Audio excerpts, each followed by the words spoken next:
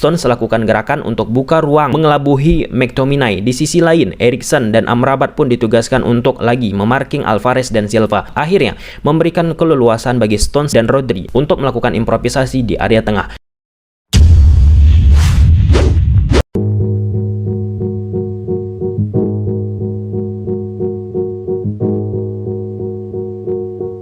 Ya, kita akan melakukan analisis taktik pertandingan Man United melawan Man City.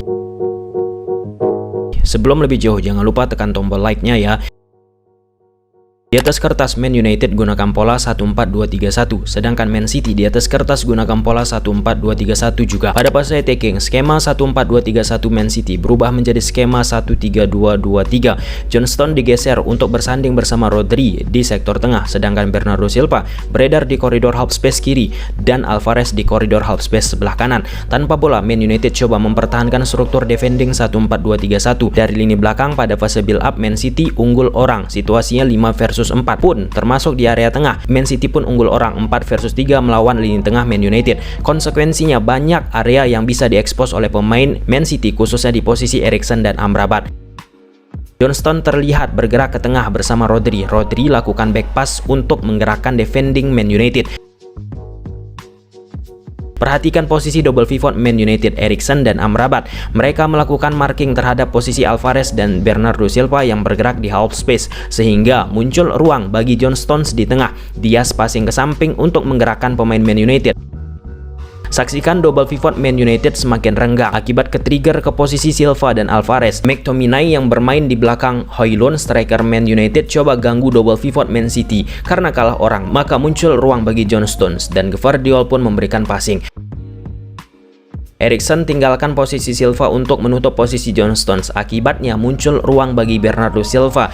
Jack Grealish sebagai pemain sayap berhasil melakukan rotasi untuk bergerak ke dalam sehingga mengikat Dalot. Akhirnya Stones passing ke Silva yang dapat ruang.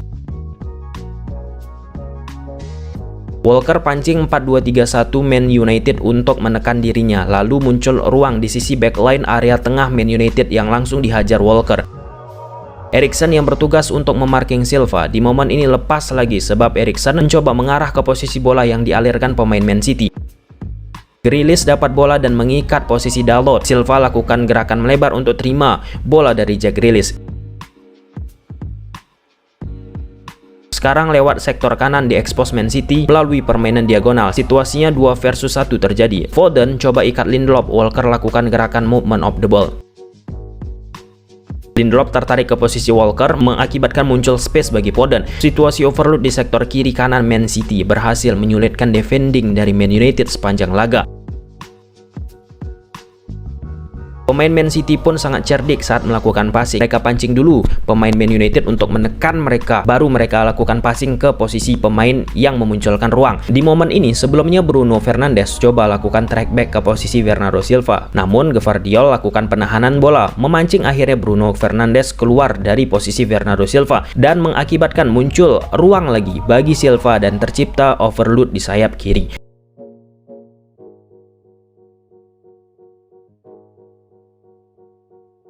Uraian selanjutnya, Man United mempertahankan skema 4-2-3-1-nya. McTominay coba sebagai cover shadow ke posisi John Stones. Stones lakukan gerakan untuk buka ruang mengelabuhi McTominay. Di sisi lain, Eriksen dan Amrabat pun ditugaskan untuk lagi memarking Alvarez dan Silva. Akhirnya, memberikan keleluasan bagi Stones dan Rodri untuk melakukan improvisasi di area tengah.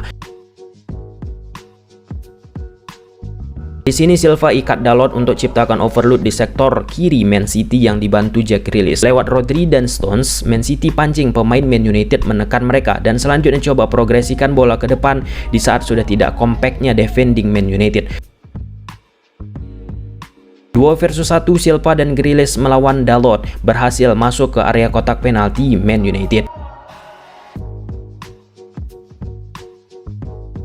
Setelah gagal menciptakan gol lewat permainan open play, Man City akhirnya menciptakan gol lewat penalti yang dilakukan Haaland. Yang terjadi akibat Rodri dianggap wasit diganggu oleh pemain Man United saat ingin mengambil bola di udara.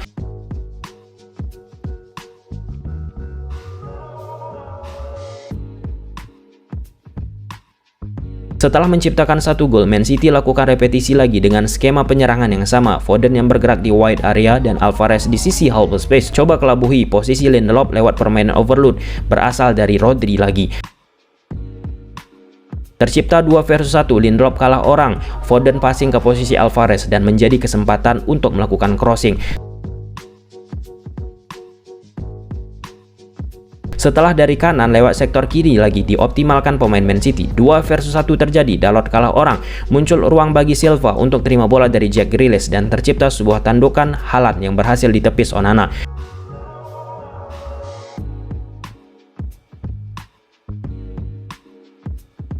Di awal babak 2, Mount masuk menggantikan Amrabat sehingga akhirnya McTominay balik ke posisinya sebagai pivot mendampingi Eriksen. Perubahan tersebut pun tidak banyak mempengaruhi keseimbangan di area tengah bagi Man United. Di sini Mount coba sebagai shadow. Gerakan aktif Rodri mengelabuhi shadow yang dilakukan Mount. Tugas double pivot MU masih sama, redam gerakan pemain Man City di area half space sehingga ada ruang yang leluasa bagi Rodri di sektor center. Rodri dapat bola memaksa double pivot Man United, Nero merapat ke tengah membuat area half space Man City muncul ruang karena ditinggalkan McTominay dan Eriksen. Di momen ini Rodri passing ke half space kiri. Muncul situasi 2 versus 1 lagi yang dihadapi Dalot. Di sini Silva lakukan early crossing ke tiang jauh ke posisi Foden yang bergerak dari sisi kelebaran, tercipta peluang. Bola panjang langsung dilakukan Man City ke depan lewat Ederson menuju Walker di saat pemain Man United masih banyak di area permainan Man City. Walker passing ke Rodri dan Rodri pun langsung memberikan bola tanpa melakukan kontrol agar membuat permainan terus cepat secara konstan. Di sini ada 8 pemain Man United di area permainan Man City. Artinya Man City ingin memanfaatkan permainan cepat dikala pemain-pemain United masih belum melakukan organisasi yang baik.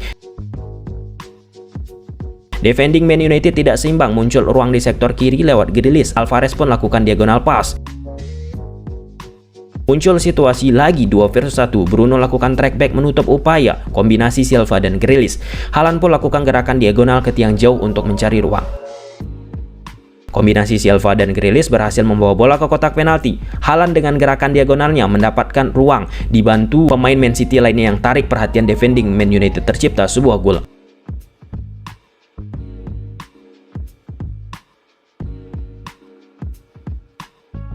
Aktornya sama lagi, berasal dari Ederson langsung memberikan passing panjang menuju Alvarez melewati blok yang dibangun Man United.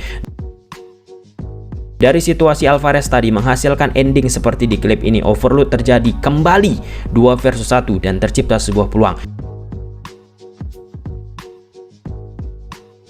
Untuk kesekian kalinya overload terjadi dari posisi Grealish dan Silva untuk menghasilkan sebuah peluang.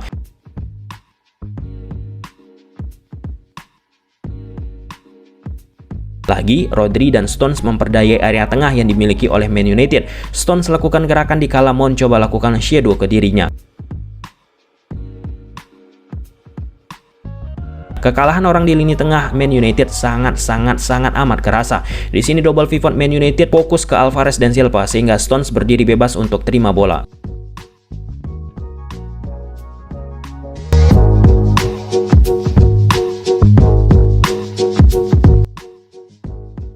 Bola kembali ditujukan ke posisi John Stones. Stones pindahkan bola ke kiri, menarik fullback kanan Man United keluar dan memunculkan ruang bagi Grealish.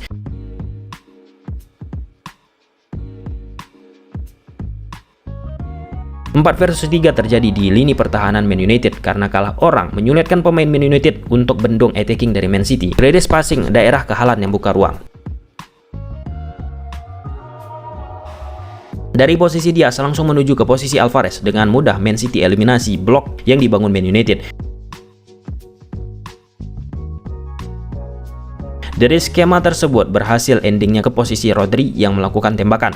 Bola mentah didapat Haaland. Di sisi lain reaksi back Man United untuk redam gerakan Foden terlambat dan tercipta sebuah gol lagi. Gimana menurut teman-teman? Silahkan tulis di kolom komentar.